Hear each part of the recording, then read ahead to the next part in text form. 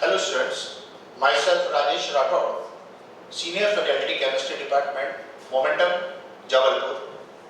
IIT advance 2017 के paper 1 की discussion के लिए हम लोग यहाँ पर प्रेजेंट हैं। तो ये जो पहला क्वेश्चन मैं ले रहा हूँ, ये थर्मोडायनेमिक्स चैप्टर और कुछ कॉन्सेप्ट गैसेस स्टेट के इसमें यूज की गई है। इसमें एक आइडियल गैस ली गई है जिसको एक स्टेट P1 V1 T1 से दूसरी स्टेट P2 V2 T2 तक अलग अलग कंडीशंस में एक्सपेंड किया गया है और करेक्ट स्टेटमेंट हमसे पूछा गया इन चारों में से कौन कौन से हैं। It's more than one correct question. तो पहला ऑप्शन है the work done on the gas is maximum when it is compressed irreversibly from P2 V2 to P1 V1 against constant pressure P1। तो उस सिचुएशन में अगर हम graph देखते हैं कि किस तरह से हम रिवर्सिबल और इरिवर्सिबल कंडीशंस को कंपेयर कर सकते हैं, तो हमें ये ग्राफ हमारे सामने है। ये जो लाइन आ रही है इसके नीचे का जो एरिया है shaded area, this is for irreversible process. और अगर P1 V1 और P2 V2 को ज्वाइन करने वाले इस रेक्टेंगुलर हाइपरबोला को अगर हम देखते हैं तो उसके नीचे का जो ग्राफ होगा वो कम होगा। तो डेफिनेटली कौन सा वर्क ज्यादा है, that is irreversible work is more than reversible work. So option A is correct. अब बी ऑप्शन की तरफ हम जाते हैं कि if the expansion is carried out freely it is simultaneously both isothermal as well as adiabatic।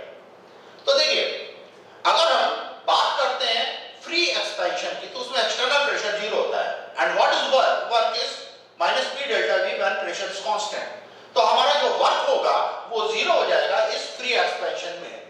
And if work is zero and since adiabatic system is there then Q is zero, तो delta U भी हमारा zero होगा। So option B बिल्कुल सही है।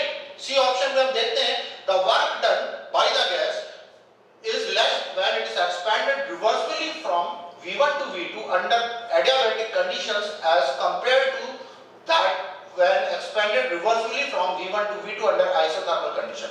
दो condition है, isothermal है, एडियाबैटिक है, दोनों में गैस को एक्सपेंड किया जा रहा है। पूछा जा रहा है कि किस कंडीशन में वर्क ज्यादा होगा। तो हम क्या करेंगे, हम लास्ट में देख रहे हैं कि एक ग्राफ हमने प्लॉट कर रखा है जो प्रेशर वर्सेस वॉल्यूम है। एक ऊपर वाला जो ग्राफ है वो रिवर्सिबल आइसोथर्मल प्रोसेस को रिप्रेजेंट कर रहा है, नीचे वाला जो ग्राफ है वो रिवर्सिबल एडियाबैटिक प्रोसेस को रिप्रेजेंट कर रहा है। तो what is work, work is area under the graph. तो हमें सीधा विजुअलाइज हो रहा है इस सिचुएशन से कि कौन सा एरिया हमारा ज्यादा होगा, तो एरिया ऊपर वाले ग्राफ के नीचे का ज्यादा होगा। So reversible isothermal work will be more than reversible adiabatic work. Therefore, option C is also correct. D option हमसे कह रहा था change in internal energy of the gas is zero. It is expanded reversibly with T1 and T2, and it's positive and is expanded reversibly under adiabatic condition with T1 is not equal to T2. देखिए जब adiabatic process होती है तो work is done on the cost of change in internal energy। तो since यहाँ पे हमें कहा जा रहा है कि गैस को एक्सपेंड किया जा रहा है तो वर्क हमारा जो होगा वो अगर बढ़ रहा है तो टेम्परेचर को कम होना पड़ेगा, यानी it is the situation of cooling. Therefore what is option D, option D is wrong. So what are the correct option, those are option A, B and C. वो लिक्विड सॉल्यूशन चैप्टर से लिया गया है। इसमें हमें दो liquid लिए गए L and M। The vapor pressure of L plotted against the mole fraction of M in solution is shown in figure XL and XL, represent the mole fraction of L and M respectively in the solution. The correct statements applicable to the system is or are, मतलब more than one correct question है। तो इस question में अगर हम graph को देखते हैं तो हमें दिख रहा है कि अगर हम दोनों टर्मिनल Z को 1 से अगर हम कनेक्ट करते हैं तो एक स्ट्रेट लाइन ड्रॉ होगी और जो कर्व है वो ऊपर की तरफ से आ रहा है।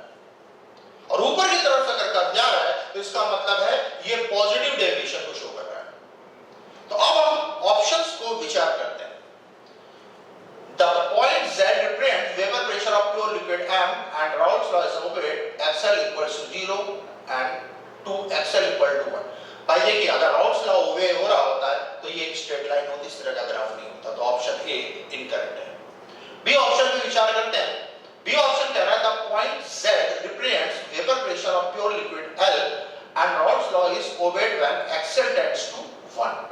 तो XL जब 1 के करीब आएगा तो XM 0 के करीब जाएगा और XM अगर 0 की तरफ जा रहा है तो इसका मतलब है कि हमारा जो Z है उस पॉइंट पर M 0 है, यानी कि ये अपना प्योर M के वेपर प्रेशर को रिप्रेजेंट कर रहा है।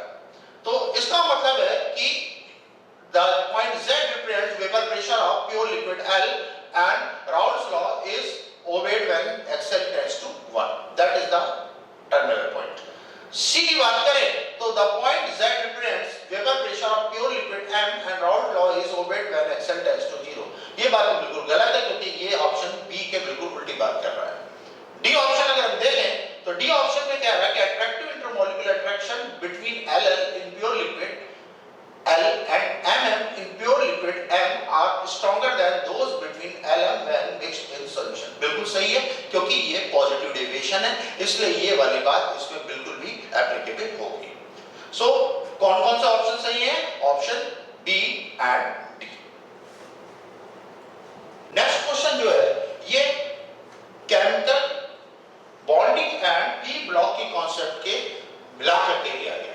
इसमें क्या है, colour of H2 molecules of group 17 मतलब हेलोजन की बात कर रहे हैं, changes gradually from yellow to violet down the group. This is due to जब हेलोजन ऊपर से नीचे आते हैं, फ्लोरीन से आयोडीन तक आते हैं, तो जो कलर होता है वो येलो से वायलेट तक चेंज होता है। तो इसका क्या कारण है?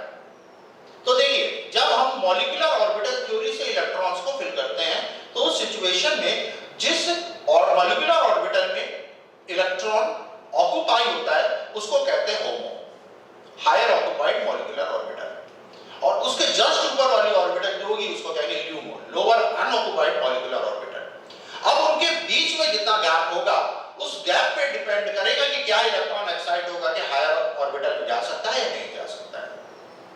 अगर जा सकता है तो कौन से फोटोन को एब्जॉर्ब करके जाएगा, इस बात पर डिपेंड करेगा कि हमारा कंपाउंड कलर्ड होगा कि नहीं होगा, और कलर्ड होगा तो किस पर्टिकुलर कलर को बिलोंग करेगा।